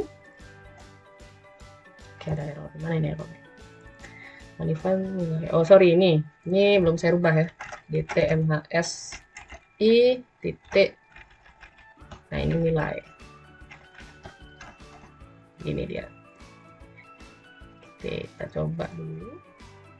Nah, ada error ya. Masukkan jumlah mahasiswa 1. Mahasiswa 1 itu nilainya 90. Oke, lulus. Udah, tinggal gitu aja ya. Jadi kalian bisa copy paste source code yang sebelumnya, yang pertemuan sebelumnya ini ketiga, tinggal ganti aja di sini struct-nya. Kalau mau ngoding dari awal juga nggak masalah, sekalian latihan gitu. Ini biar cepet aja.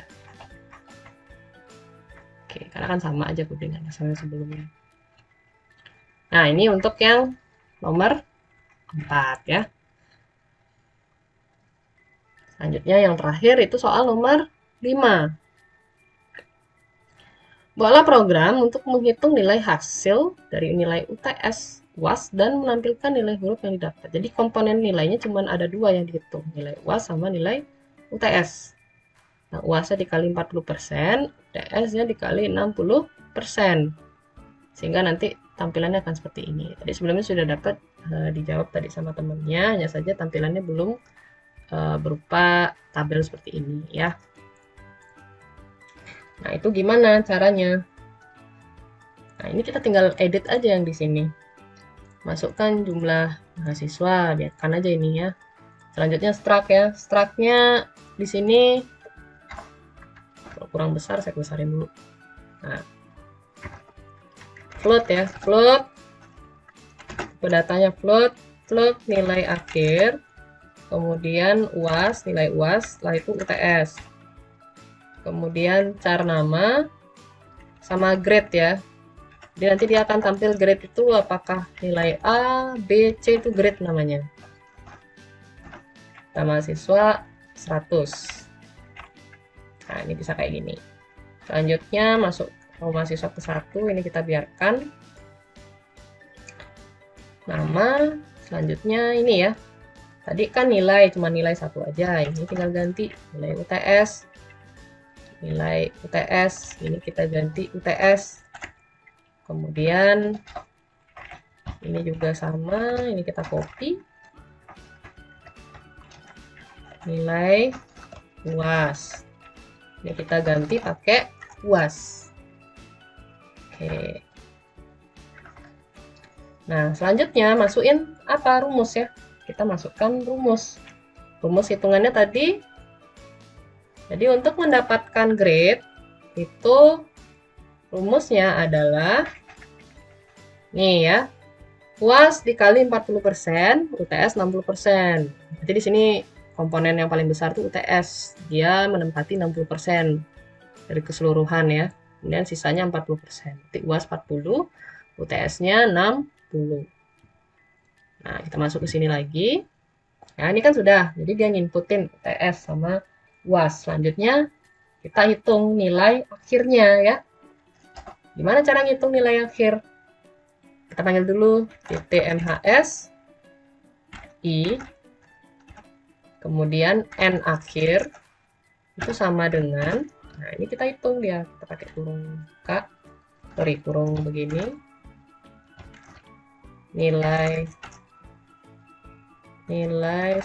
data MHSI itu UAS dikali 40% itu adalah 0,4 ya, 0,4.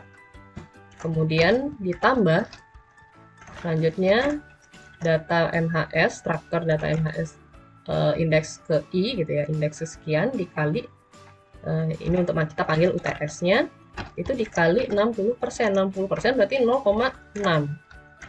Kurung tutup 2 kali koma. Nah, kayak gini dia rumusnya ya.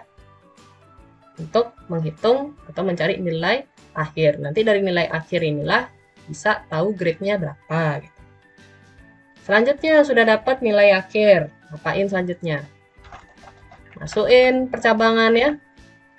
Jadi setelah kita menginputkan, terus ngapain? Proses menghitung gitu ya. Proses menghitung nilai akhir. Setelah dapat nilai akhir, baru proses mencari grade. Cari grade-nya sekarang. Gimana cara mencari grade? Kita pakai if ya, if else. If data MHS ke I dengan n akhir, gitu. Kalau n akhirnya dia itu lebih dari sama dengan 80, maka mahasiswa tersebut check in gitu ya. Maka nilainya dia itu adalah DT MHS ke I itu grade-nya itu dapat nilai A ya. Jadi nilai akhirnya grade-nya adalah A. Itu kalau dia lebih dari 80. Terus selanjutnya pakai else if. Kalau tidak memenuhi ternyata nilainya akhirnya dia nggak lebih dari 80. Berarti kita buat lagi di sini kemungkinan ya, kemungkinan lainnya. Else if kalau data MHS-nya dengan data itu, kalau nilai akhirnya itu dia lebih dari sama dengan 70 nih, seandainya dia lebih dari sama dengan 70, berarti range-nya antara 70 sampai 79, maka sorry ini bukan check-in ya, tapi di sini begini.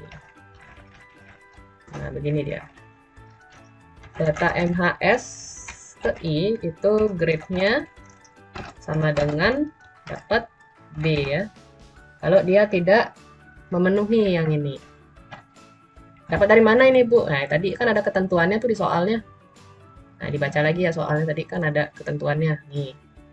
Kalau nilai huruf itu, kalau dia dapat A, itu kalau nilainya dia lebih dari 80. Jadi tinggal kalian masukin aja ke if else-nya. Ini diterjemahkan, dijadikan if else. Yang ini.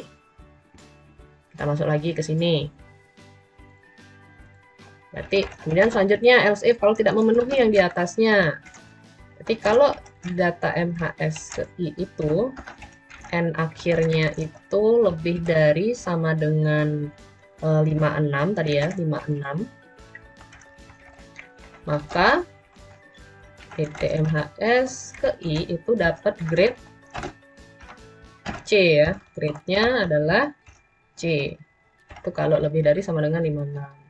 Lagi ada else if ya.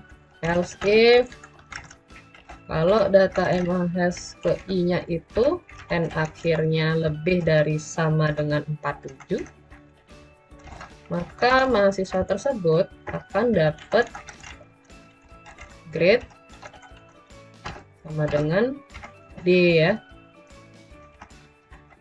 Sisanya else if lagi. Kalau data MHS TI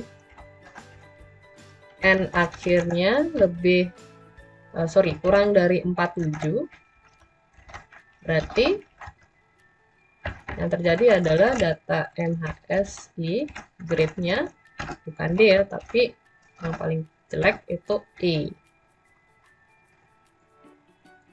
Nah, di sini E ya. Nah, ini kita udah bikin if else di sini. Ini proses mencari grade. Kita mencari grade pakai if. Jadi kalau dia lebih dari 80, maka grade-nya adalah A. Grade-nya B kalau lebih dari 70 dan seterusnya sampai dia dapat grade-nya E. Kalau seandainya nilainya kurang dari 47. Nah, kita ke bawah lagi, check out. Nah, tinggal tampilkan aja di sini berarti. Daftar nilai mata kuliah, bukan struktur data di sana tapi C++ ya. Jadi saya ganti aja pakai C++ misalnya, C++.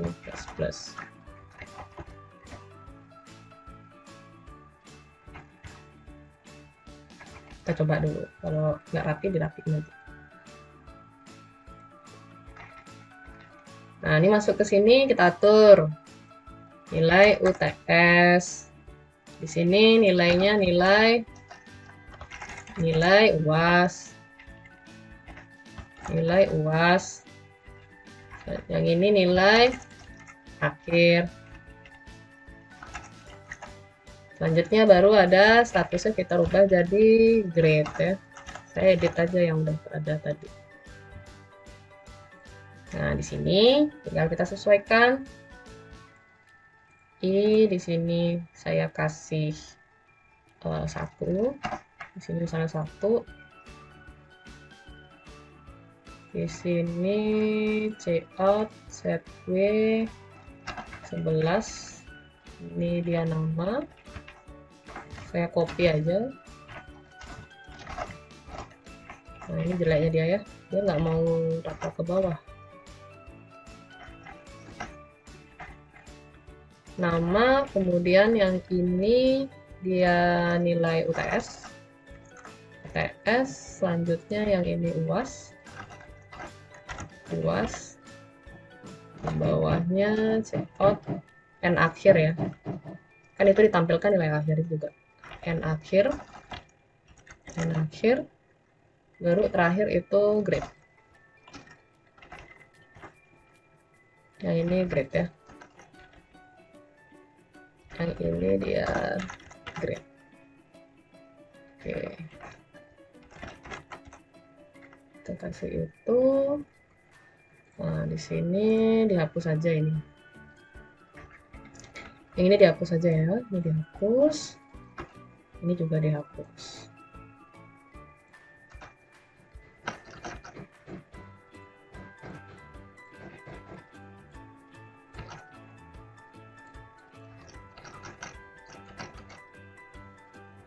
Nah, kita coba dulu begini. Ini saya atur 10-10 deh.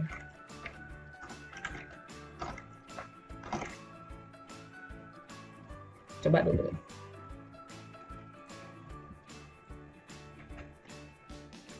Nah, begini kira-kira codingannya. Ini terlalu jauh jaraknya, saya hapus dulu. Oke, kita coba dulu. Semoga nggak ada error. Nah, nggak ada sih, tapi biasanya formatnya yang jelek ya. 1 dulu deh, nama mahasiswa, nilai UTS 90, ininya 90. Harusnya A dia dapetnya. Ah, ini tinggal dirapiin aja nih. Ini kan nggak mau rapi dia. Nah, ini tinggal dirapikan ya. Tapi ini udah bentuk tabel. Sudah berbentuk tabel, tinggal dirapikan lagi. Tinggal dirapikan ini ya. Nilai UTS-nya gitu dirapikan ini. Hari ini terlalu begini ya. Saya kasih 10. Saya kasih 10-10 deh.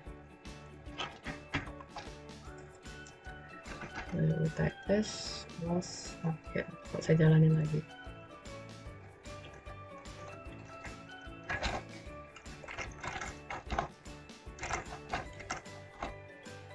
Nih tinggal diatur, ini udah mau dirata di sini nama, baru yang ini ya, ini tinggal diatur aja nih, geser ke sini deh. Nilai UTS ini bisa kita atur. Yang ini dia kurang ke sini, berarti saya kasih dia 12 di sini. 12. Terus yang itu agak kurang ke kanan. Di sini juga saya kasih 12.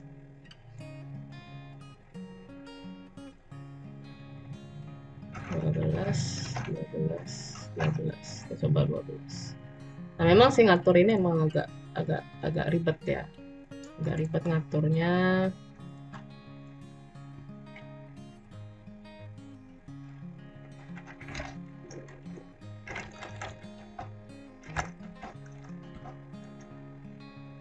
Nah, ini tinggal ratain yang di atasnya ini dia. UTS, UAS sama akhirnya ini biar dia agak ke kirian. Agak dia ke kiri ini. Nah, tapi untuk bentuk tabel dia sudah bentuk lah dia tabel. Tinggal dilurusin aja ini nilai-nilainya nih di atasnya. Oke, itu kira-kira ya. Itu soal nomor 5. Seperti ini dia prosesnya. Panjang memang. tapi dia sudah mengimplementasikan struct di sini ya. Jadi lebih simpel ya ternyata pakai struct timbang pakai array 2 dimensi ya. Tapi kalau struct ya nggak bisa dipakai bikin matriks, itu nggak bisa dia struct. Tetap harus pakai array 2 dimensi kalau kalian mau bikin matriks, perhitungan matriks itu. Oke, itu kira-kira. Nanti untuk source code saya kasih ya nanti. Soalnya juga nanti saya kasih di Spada. Mana ada yang ditanyakan? Lumayan ya. Memang bikin pusing kalau ngoding itu. Gak kerasa memang. Habis bisa setengah jam tuh habis.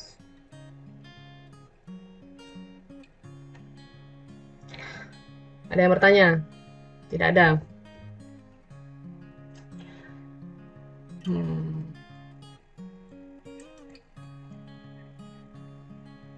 Teman Suandana hadir atau tidak? Struct ya, itu tadi sudah Ibu jelaskan, Ibu sudah kasih latihan juga. Terkait tentang penggunaan tipe data, nah ini tolong diperhatikan sekali ya. Diperhatikan sekali, jangan sampai ke depannya kalian salah, apalagi nanti kalau sampai sudah skripsian atau bikin tugas akhir, jangan sampai tipe data yang harusnya kalian gunakan untuk hitung-hitungan itu kalian gunakan tipe data string ya, atau tipe data untuk kalimat. Seperti yang kalian tahu, char itu adalah tipe data untuk menyimpan karakter. Terus string itu adalah tipe data untuk menyimpan kalimat juga. Ya, sama juga karakter juga. Nah, tentunya kan yang namanya huruf kan nggak bisa dihitung ya. Mungkin kalau di sini ada yang gabut gitu, ngitung cocok logi sama pasangannya gitu, berapa jumlah huruf nama lengkapnya gitu. Mungkin ada yang ngitung gitu ya. Tapi kan kalau digunakan di kehidupan sehari-hari enggak ya. Mungkin kalau untuk fungsinya untuk cocok logi oke lah. Jodoh apa enggak gitu sama pasangan gitu. Terus hitung gitu ya jumlahnya, jumlah huruf di namanya dia sama jumlah hurufnya kita gitu, kita hitung, oh ternyata jumlahnya sama, cocok, jodoh, ternyata mungkin ya kayak gitu ya. Tapi kan itu bukan sesuatu yang digunakan di industri ya, yang seperti itu ya. Artinya fungsinya tuh untuk di kehidupan sehari-hari kan nggak ada manfaatnya kan bisa dibilang gitu. Jadi tentunya harus disesuaikan juga. Kalau sudah hitung-hitungannya sudah masuk ke nominal gitu ya, kayak uang, terus harus ada hitung-hitungan di sana kayak menghitung kembalian dan sebagainya, ya lebih baik kalian gunakan tipe data yang numerik. Dan memang harus pakai tipe data numerik gitu ya. Memang kalau kalian inputin angka ke tipe data char atau string dia akan jalan, tapi itu dibaca string loh sama mereka. Sama si compilernya ini gitu, sama si Borlandnya ini atau aplikasi apapun yang kalian gunakan itu akan dibaca kalimat sama mereka. Ya. Nggak dibaca sebagai angka gitu. Sehingga ketika ada proses matematika di sana, yang terjadi adalah kalian nggak bisa disesuaikan. Kalau dia hitung-hitungan, kalian gunakan float, desimal, integer dan sebagainya ya yang bisa dihitung gitu. Kalau kalian pakai string, tipe data string atau char itu nggak akan menghasilkan proses hitung-hitungannya gitu. Sekarang Ibu kasih pertanyaan deh. Satu orang aja jawab. Untuk nomor HP, tipe datanya apa? Ada yang tahu nomor HP nih? Integer. Integer. Murah, integer, Icarama integer. Ada lagi yang lain? Sukma? Integer, Bu. Integer juga.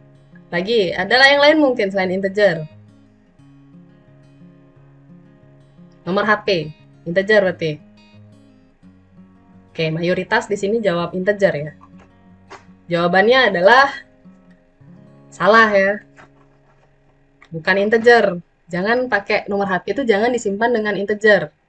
Tapi gunakanlah tipe data karakter atau string. Kenapa? Balik lagi ke Ibu bilang. Kalian mau ngitung apa pakai nomor HP? Bisa nggak dipakai hitung-hitungan tuh nomor HP itu? Ya kalau yang Ibu bilang tadi ya untuk cocok logi oke lah. 081 gitu kan nomor sepanjang itu fungsinya buat apa sih gitu loh. Fungsinya itu buat apa sih? Kalian kalau menghitung itu akan menghasilkan apa sih? Ada nggak sih orang menghitung nomor HP sekarang gitu ya? Artinya digit-digit nomor HP-nya tuh dihitung gitu. Terus totalnya berapa kan nggak ada ya? Jadi untuk kebutuhan sehari-hari juga di sistem-sistem akademik dan sebagainya nggak ada tuh orang hitung nomor HP gitu. Makanya rata-rata ya Yang benar itu adalah untuk nomor HP sendiri kita gunakan tipe data string atau tipe data karakter. Jangan gunakan tipe data untuk numerik ya. Karena apa? Kalian tidak menghitung nomor HP itu gitu. Jadi silakan nanti disesuaikan. Nanti kan ini akan kaitan kalian ke depannya akan bikin database dan sebagainya. Jadi nanti ketika nyimpan di database, gunakan tipe data karakter atau string. Jangan gunakan tipe data integer. Kalian kapan gunakan tipe data integer? Ya memang kalian menghasilkan di sana ya, ada bisa dihitung gitu loh. Data itu bisa dihitung, baru gunakan tipe data integer. Kalau misalnya pakai integer di nomor HP, it's okay.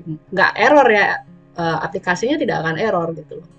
Kalian misalnya bikin di Borland dengan menggunakan tipe data integer, dia nggak akan error aplikasinya. Tapi fungsionalitasnya itu buat apa sih nomor HP itu pakai tipe data integer? Kan nggak bisa dihitung.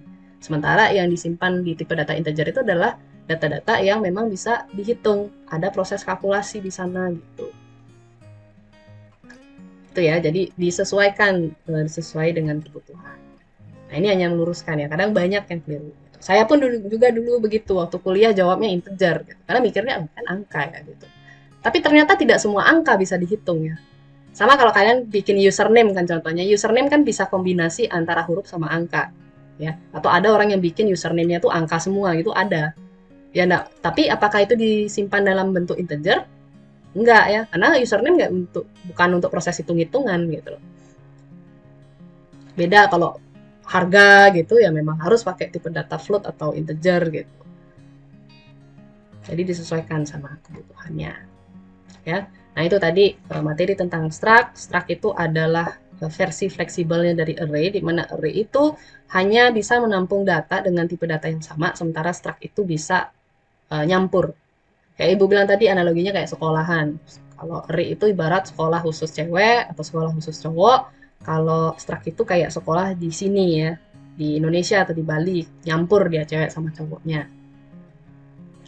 Tuh, jadi silahkan nanti dilatihan lagi, modulnya dibaca lagi, dicoba-coba lagi di rumah. Karena yang begini harus banyak latihan ya, jadi biar terbiasa lihat error, biar terbiasa familiar sama bahasa-bahasa program. Oke, sebelum Ibu akhiri ada yang bertanya?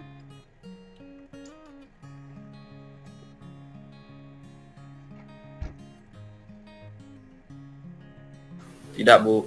Tidak ada. Oke, kalau tidak ada, ya silahkan Tia Ananda. Ingin bertanya Bu, untuk tugas yang waktu ini itu kan sudah dinilai ya Bu ya. Itu dinilai dari apanya aja sih Bu? Dari apanya saja gitu penilaiannya, komponen nilainya Ibu. Pertama dari output yang dihasilkan ya. Dari output yang dihasilkan Ibu lihat sudah sesuai nggak sama perintahnya Ibu gitu. Sudah sesuai nggak sama ketentuan soalnya. Misalnya di soalnya itu Ibu suruh modifikasi modulnya ya, tapi gunakan inputan yang dinamis. Jadi usahakan apa yang tercantum di modul itu ya memang seperti itu hasilnya gitu. Ketika kalian ngoding itu ya memang itu yang tampil. Misalnya disuruh tampilkan rata-rata indeks tapi kalian buatnya cuma sampai rata-rata, nah itu termasuk kurang juga gitu. Karena kan Ibu nyuruhnya modifikasi modulnya ganti dengan inputan dinamis. Artinya apa? Semua yang ada di modul itu harus kalian cantumkan gitu. Mau nyari rata-rata kah, indeks atau nilai terbesar, nilai terkecil itu harus lengkap semua. Gitu ya. Sama Ibu lihat juga kesamaan source code-nya ya. Jadi kelihatan tuh yang copy paste punya teman itu kelihatan gitu. Jadi usahakan kalau mau copy punya teman, modif-modif dikit. Jangan sama persis ya. Jangan sampai sama gitu hasil outputnya gitu. Modif lah dikit. Oke, itu gimana? Baik Bu, terima kasih. Ya. Ada pertanyaan lagi sebelum Ibu akhiri?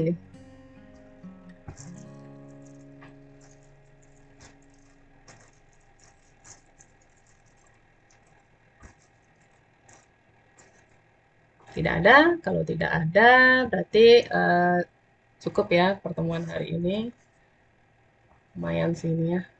Nggak kerasa memang kalau 4 SKS itu kalau ngoding. Oke, jadi sekian perkuliahan hari ini. Semoga bisa dipahami ya materi tadi. Silahkan dilatihan lagi di rumah karena nggak cukup kalian cuma tatap muka sama ibu aja langsung bisa gitu, nggak. Tapi ini lebih kepada kalian latihan lagi di rumah gitu. Ibu hanya sebagai mediator saja menjelaskan apa yang harus dijelaskan. Gitu. Sisanya itu bergantung lagi ke kalian mau latihan atau enggak gitu ya.